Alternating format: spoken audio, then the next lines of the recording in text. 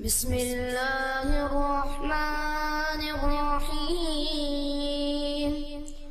अल्लाहु वलियुल्लज़ीना आमनू युख़रिजुहुम मिनज़्ज़ुलुमाति इलन्नूर वल्लज़ीना कफ़रू अवलियाउहुमुत्ताग़ूतु युख़रिजूनहुम मिनन्नूरि इलज़्ज़ुलुमात उलाइका अस्हाबुन्नार हुम फ़ीहा ख़ालिदून। ओ लोगों, ये कौन सा इस्लाम है, कौन सा दीन है? जो इस्लाम हमें कुरान और हदीस से मिला है, वो इस्लाम तो कब्रों के मामले में, मज़ारों के मामले में इतना टाइट है, इतना सख्त है कि मुस्लिम शरीफ की रिवायत है, हज़रत अली रज़ी अल्लाह ताला अन्हु फरमाते हैं कि मुझे अल्लाह के नबी ने भेजा था, मुझे अल्लाह के नबी ने एक मिशन दिया था, एक मिशन पर भेजा था। और मिशन क्या था?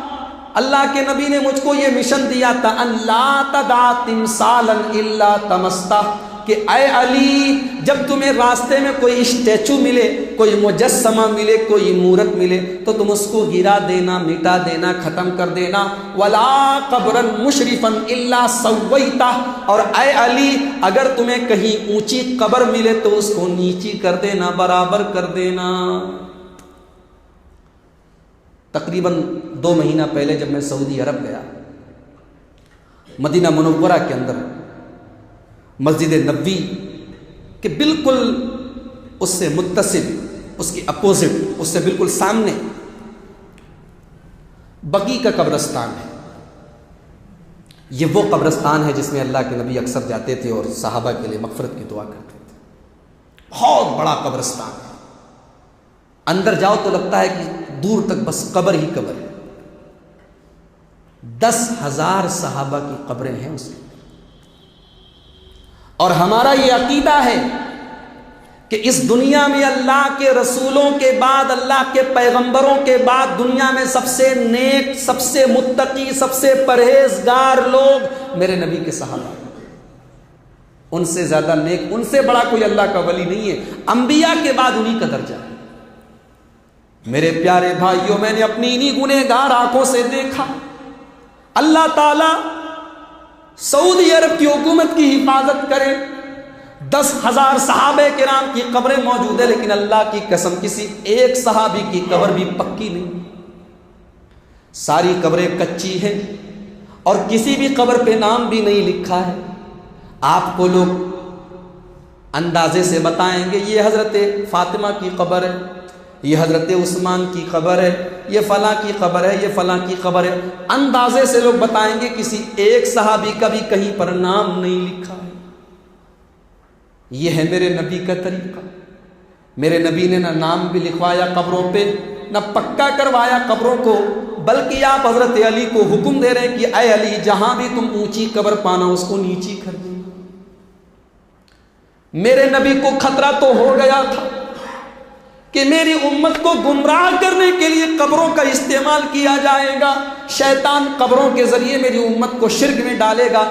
इसीलिए अल्लाह के नबी अपने आखिरी टाइम में, मरज़ुल मौत में, जब आप बिस्तर पे बेचैनी के आलम में पड़े हुए हैं, बुखारी की रिवायत हज़रत आयशा फरमाती हैं, अल्लाह के नबी इतने बेचैन थे, यद्रहु खमीसतन लहु अला वजी, अल्लाह के नबी कभी अपनी चादर को ओढ़ लेते थे, कभी फेंक देते थे, कभी ओढ़ लेते थे, कभी फेंक देते थे। बेचैन थे, मुज़तरिब थे, बेकरार थे।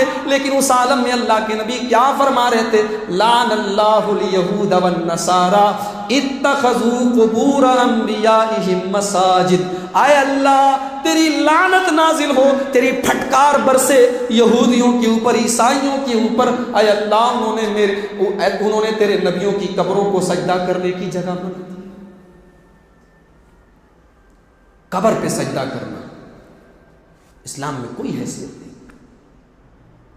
अल्लाह के नबी सल्लल्लाहु अलैहि वसल्लम, मुस्लिम शरीफ की रिवायत है, हजरत जाबिर रज़ी अल्लाह ताला अन्हु फरमाते हैं कि अल्लाह के नबी ने मना किया अय्युजस्सल कब्र, के कब्र को पक्का बनाया जाए, कब्र को पुख्ता किया जाए। व अय्युक़अद अलैहि, कब्र के ऊपर कोई मुजावर बन के बैठे, उससे भी आपने मना किया है। व अय्युबना अलैहि, और कब्र के ऊपर इमारत बनवाई जाए, मकबरा बनवाया जाए, इससे भी आपने मना किया है। मुझे बताओ मेरे भाइयों, कौन सा इस्लाम है जिसको आज इन मज़ारों पे, इन दरगाहों पे हम इस्लाम को मान रहे? कौन सा इस्लाम है? जो इस्लाम हमने कुरान में पढ़ा है, जो इस्लाम हमने हदीस में पढ़ा और सीखा और जाना है, उसके अंदर तो इसकी कोई गुंजाइश नहीं। उर्स मनाया जा रहा है पूरे इंडिया से, पाकिस्तान से, बांग्लादेश से, पूरी दुनिया से अजमेर शरीफ की जियारत करने के लिए लोग आ रहे हैं। एक हाजी साहब हज करने गए, वहां बीमार हो गए, तो अपने घर फोन करके अपने बेटे से कह रहे, अरे मैं यहां आया हूं, मेरी तबीयत बहुत खराब हो गई है, मेरे नाम से जरा अजमेर शरीफ में एक चादर भेज देना, शायद मेरी तबीयत ठीक हो। कितनी बड़ी बेतौफीकी की बात है। आदमी हज करने गया है, अल्लाह के घर गया है, जहां कदम कदम पे वो मकामात हैं। जमजम पीने के टाइम भी दुआ कबूल होती है, काबे का गिलाफ पकड़ के दुआ की जाए, दुआ कबूल होती है, सफ़ा मरवा के बीच में दुआ की जाए, दुआ कबूल होती है, अरफात के मैदान में दुआ की जाए, दुआ कबूल होती है। कदम कदम पे मकामात मौजूद हैं, मगर बदनसीबी देखो मुसलमान को कैसा शिर्क की दलदल में कैसा लथपथ कर दिया गया, वहां भी उसको अजमेर याद आ रहा है। मेरे प्यारे भाइयों, किसी दरगाह के लिए सफर करना, किसी मज़ार के लिए सफर करना तो बड़ी दूर की बात है। सवाब की नीयत से किसी मस्जिद का भी सफर नहीं किया जा सकता है। अगर आप बीजापुर से दिल्ली का सफर करें, बीजापुर से दिल्ली का सफर करें और मकसद ये हो कि आप जामा मस्जिद की ज़ियारत करें और जामा मस्जिद में 2 रकात नमाज पढ़ें, आप सवाब की नीयत से जामा मस्जिद का सफर करने के लिए दिल्ली भी जाएंगे तो ये हराम है, गलत है। अल्लाह के नबी फरमाते हैं, बुखारी और मुस्लिम की रिवायत है, ला तुशद्दुर रिहालु इल्ला इला सलासति मसाजिद, दुनिया के अंदर सिर्फ 3 मस्जिदें ऐसी हैं जहां सवाब की नीयत से सफर करके जाया जा सकता है। कोई बता सकता है कौन सी 3 मस्जिद? मस्जिद अक्सा, मस्जिद नबी और मस्जिद हराम, खाने काबा। कोई चौथी मस्जिद नहीं है। मज़ार तो छोड़ो, दरगाह तो छोड़ो, आस्थाने तो छोड़ो, कोई चौथी मस्जिद ही नहीं है जहां सफर करके जाया जाए। यहां पूरा पूरा बसें जा रही हैं, पूरी पूरी गाड़ियां जा रही हैं। क्या है? अल्लाह के नबी फरमाते हैं, अबू दाऊद किताबुल मनासिक की रिवायत है, ला तजालू बुयूतकुम कुबूरा, ऐ मुसलमानों तुम अपने घर को कब्रस्तान न बना लेना। क्या मतलब? यानी जैसे तुम मस्जिद में आके नमाज पढ़ते हो, सुन्नत नमाजें और नफिल नमाजें घरों में भी पढ़ा करो। घर को कब्रस्तान मत बनाओ, इसलिए कि कब्रस्तान ही एक ऐसी जगह है जहां नमाज नहीं पढ़ी जाती है। अपने घर को कब्रस्तान मत बनाओ, यानी घर के अंदर नमाज पढ़ा करो।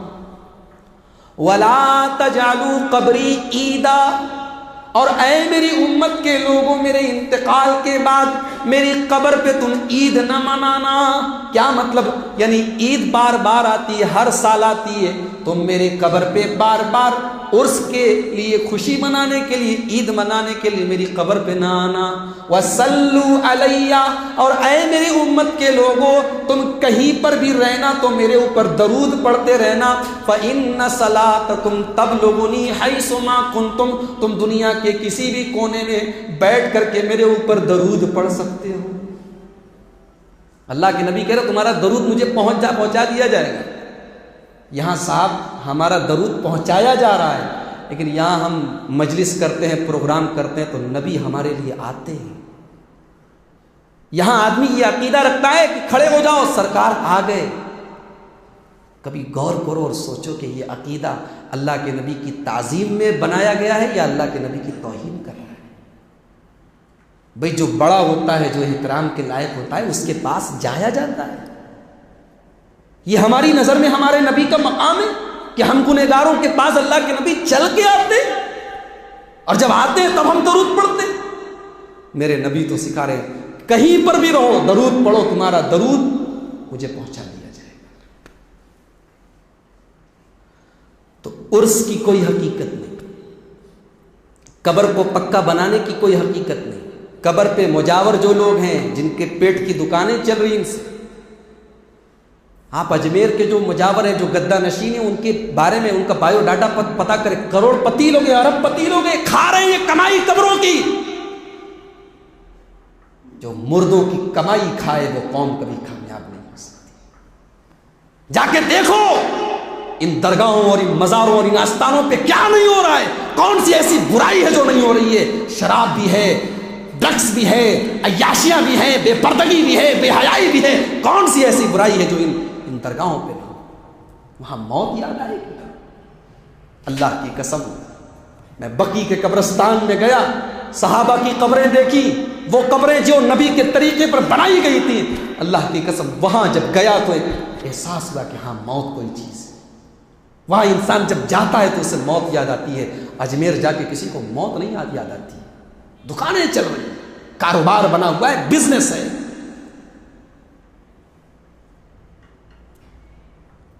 अल्लाह के नबी फरमाते हैं, अबू दाऊद किताबुल जनाइज की रिवायत, लाना रसूलुल्लाह सल्लल्लाहु अलैहि वसल्लम ज़ाइरातिल क़ुबूर, कब्र की ज़ियारत करने वाली औरतों पर अल्लाह के रसूल ने लानत की। मस्जिद में नहीं आ सकती औरत, क्यों? फितना है। मस्जिद में आए तो फितना, जिसके बारे में नबी ने कहा कि औरतें अगर मस्जिद में जाना चाहे तो मत रोको, जिसको इजाजत दी नबी ने जाने की, वहां जाए तो फितना। और जहां जाने पे नबी ने लानत की है वहां पूरी पूरी फैमिली लेके जाओ। गुलबर्गा शरीफ तो बहुत दूर नहीं है ना आपके घर से। देखिए आप जब उर्स का टाइम होता है कैसी ट्रेनों पे फैमिलीज आ रही हैं, लड़कियां आ रही हैं, औरतें आ रही हैं, पूरी पूरी फैमिली। अल्लाह के रसूल, लानत है अल्लाह की, अल्लाह के नबी ने लानत की। वल मुत्तखिज़ीना अलैहल मसाजिद, और कब्रों के ऊपर मस्जिद बनाने वालों पर, कब्र के ऊपर कोई मस्जिद बना ले उसके ऊपर भी अल्लाह के नबी ने लानत की है। वस्सुरुजा, और कब्रों के ऊपर चराग जलाने वालों, कब्रों के अंदर चराग जलाने वालों, लाइटिंग करने वालों, उसको चमकाने धमकाने वालों पर भी अल्लाह के रसूल ने लानत की। अल्लाह के नबी ने कब्रिस्तान जाने को हुक्म दिया है, कहा कि जाओ कब्रिस्तान, इसलिए जाओ ताकि मौत याद आए। मेरे भाइयों, इन पक्की कब्रों पे, इन मकबरों में जाने से कभी मौत याद नहीं। और आगे बढ़िए, रजब का महीना आ गया, रजब की 22 तारीख आ गई। इमाम जाफर सादिक के नाम के कूड़े बनाए जा रहे हैं। बाजार से कूड़े खरीद के लाए, उसमें मिठाइयां भरी, उसमें लड्डुआं रखे और उसको बांटा जा रहा है। क्या है ये? बोले इसी दिन इमाम जाफर सादिक पैदा हुए थे। और एक कहानी पढ़ी जाती है, एक दास्तान बयान की जाती है कि एक लकड़हारा था जो बड़ा परेशान था। उसकी बीवी किसी महल में झाड़ू वाड़ू दिया करती थी, बहुत परेशान था। एक दिन वो रास्ते से जा रहा था तो इमाम जाफर सादिक की नज़र पड़ गई। उन्होंने पूछा क्यों इतना परेशान हो? उसने कहा कि मैं बहुत गरीब आदमी हूँ, बहुत परेशान रहता हूँ। तो इमाम जाफर सादिक कौन है मालूम आपको? कोई जानता है कौन है? ये हजरत हुसैन रजी अल्लाह ताला अन्हु के पर पोते।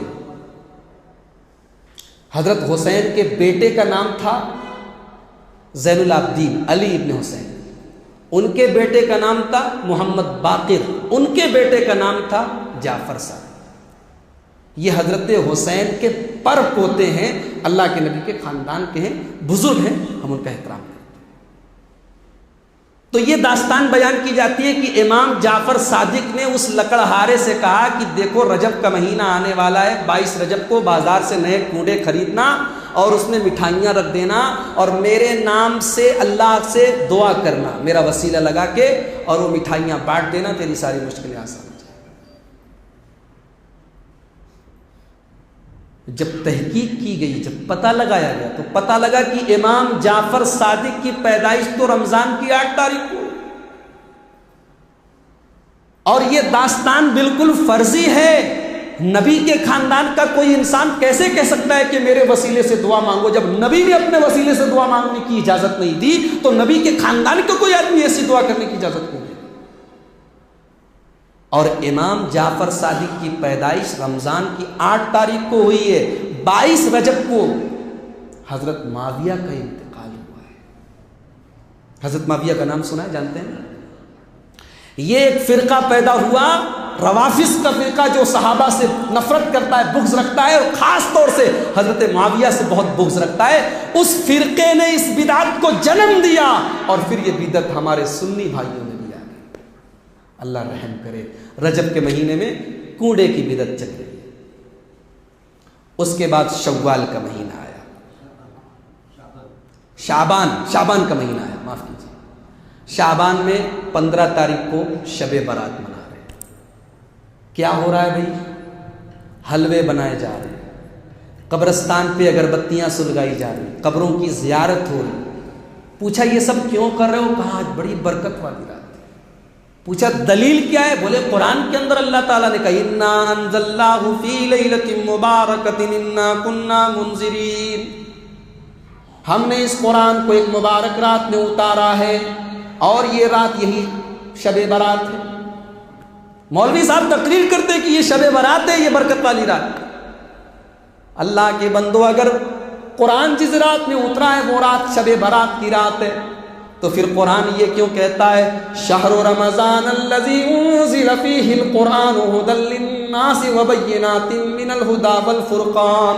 ये कुरान तो रमज़ान के महीने में उतरा है, ये कुरान तो रमज़ान के महीने में नाजिल किया गया है। अगर ये शबे बारात शाबान के महीने में है, तो फिर कुरान रमज़ान में कैसे उतरा है? और फिर कुरान ये क्यों कहता है इन्ना अंज़लनाहु फ़ी लैलतिल क़द्रि व मा अदराका मा लैलतुल क़द्रि। ये कुरान तो लैलतुल क़द्र में उतारा गया है। अब देखिए, लैलतुल क़द्र में कुरान उतरा, लैलतुल क़द्र में तो लोग नहीं जागेंगे, लोग इबादत नहीं करेंगे, लेकिन उसके अपोजिट आप देखें शबे बारात में बड़ी इबादत हो रही है। हमारी बहुत सारी माएँ बहनें 100-100 रकात नमाजें पढ़ रही हैं, 15 शाबान का रोज़ा भी रखा जा रहा है, जबकि ये तमाम चीज़ें न कुरान से साबित है, न हदीस से साबित है, न सहाबा से साबित है।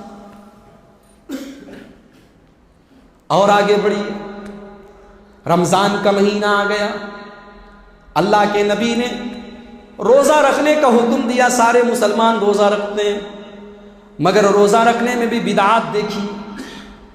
रोज़ा रखने वाला सहरी खाने के टाइम नियत कर रहा है नवैतु बिसौमी गदिन लिल्लाहि ताला मिन फ़र्ज़ि रमज़ान हाज़ा, मैं नियत करता हूँ कि कल मैं अल्लाह ताला के लिए रोज़ा रखूँगा। रोज़ा आज रख रहा है, नियत कल की कर रहा है।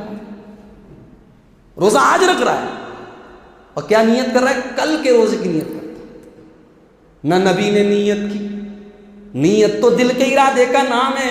ये नीयत के अल्फाज मुकम्मल तरीके से इंडिया में बनाए गए, मेड इन इंडिया है, इंडिया के अंदर इनको बनाया गया, ये हमारे यहाँ बनाया गया और इनको पंफलेट में बांटा जाता है और इसको पढ़ा जाता है। रोजे की शुरुआत ही बिदअत से हो रही है। नबी ने फरमाया मेरी उम्मत उस वक्त तक भलाई से रहेगी जब तक वो सहरी में ताखीर करेगी और इफ्तार में जल्दी करेगी। यानी सहरी का टाइम जब हो जाए उसके थोड़ी देर पहले सहरी कर ले आदमी। यहाँ रात में 2 बजे सहरी करके सो जाते हैं और इफ्तार में 5 मिनट की एहतियात करते हैं। तरावी की नमाज नबी अकरम ने 11 रकात पढ़ी। चलो 11 और 20 का झगड़ा छोड़ दो, चलो 20 और 11 का मसला एक तरफ रख दो, लेकिन नबी ने कैसी तरावी पढ़ी? हजरत आयशा फरमाती हैं ला तसअल अन हुस्निहिन्ना व तूलिहिन्ना। अल्लाह के नबी जब तरावी की नमाज पढ़ते थे, इतनी खूबसूरत नमाज और इतनी लंबी नमाज पढ़ते थे कि मत पूछो।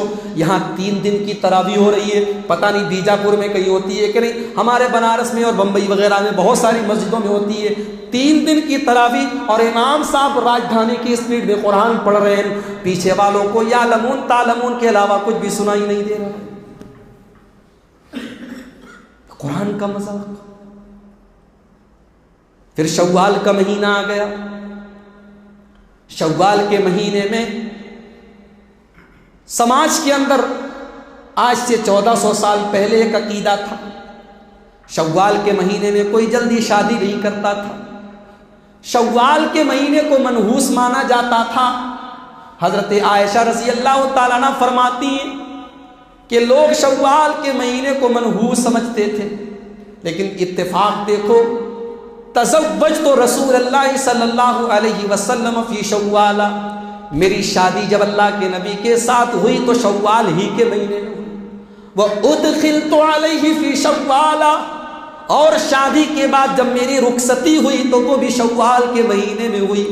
और हजरत आयशा के खानदान में, उनके घर में जब किसी भी लड़की की शादी होती थी तो हजरत आयशा इस अकीदे की तरदीद करने के लिए खास तौर से शव्वाल ही के महीने में शादी करवाती थी और कहती थी कि देखो, अगर शव्वाल का महीना मनहूस होता, अगर शव्वाल का महीना खराब होता तो मेरी शादी अल्लाह के नबी के साथ न होती। मैं कितनी खुश नसीब हूँ, मेरी शादी अल्लाह के नबी के साथ हुई और अल्लाह के नबी भी अपनी तमाम बीवियों में सबसे ज़्यादा मुझे चाहते। गौर करो मेरे भाइयों की बिदात, वहम, बदशुगूनी, इन तमाम चीज़ों की तरदीद कर रही है हज़रत आयशा के शव्वाल का महीना मनहूस नहीं होता है। बुखारी की रिवायत है, अल्लाह के नबी के पास कुछ लोग आए, अल्लाह के नबी, क्या दुनिया में मनहूसियत नाम की कोई चीज़ होती है? क्या दुनिया में कोई चीज़ मनहूस नहीं होती है? अल्लाह के नबी ने फरमाया कि नहीं नहीं, कोई चीज़ मनहूस नहीं होती है। इनका नशुम, अगर दुनिया में मनहूस कोई चीज होती तो 3 चीजें मनहूस होती। अगर